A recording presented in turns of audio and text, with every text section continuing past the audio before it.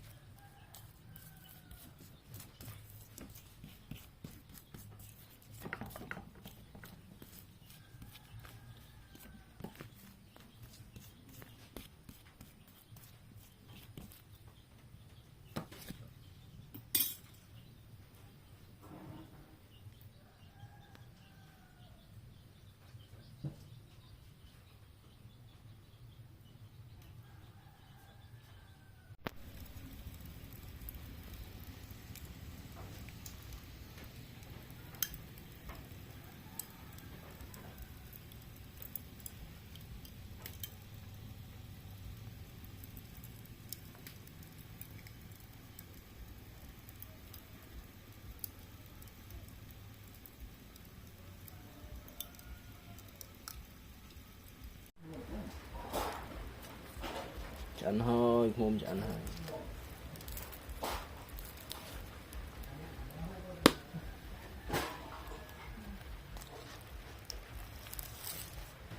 ផ្សេងហូបអូយផ្សេងហូបណែ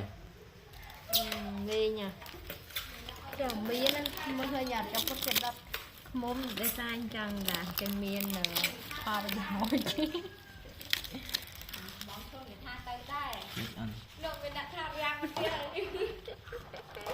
ចៃមើលមិនចាមានណាថាវាទិញតែគឺទិញត្រីអស់ហើយវ៉ាឃើញយ៉ាត់ពុតគេដុតខ្លួនគេមានផលប្រយោជន៍ថាទៅដែរហូបបានកក់ហើយទៅថាក៏ទៅដែរលេងអូទៅអាំងទៅចឹងតាមថាសួរហ្នឹងហើយខ្ញុំថាលេខពីមុនក៏លេខដល់ក៏ទេថានោះណៃទេញ៉ៃ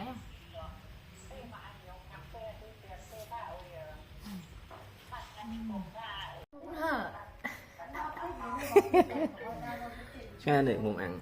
វ៉ាវ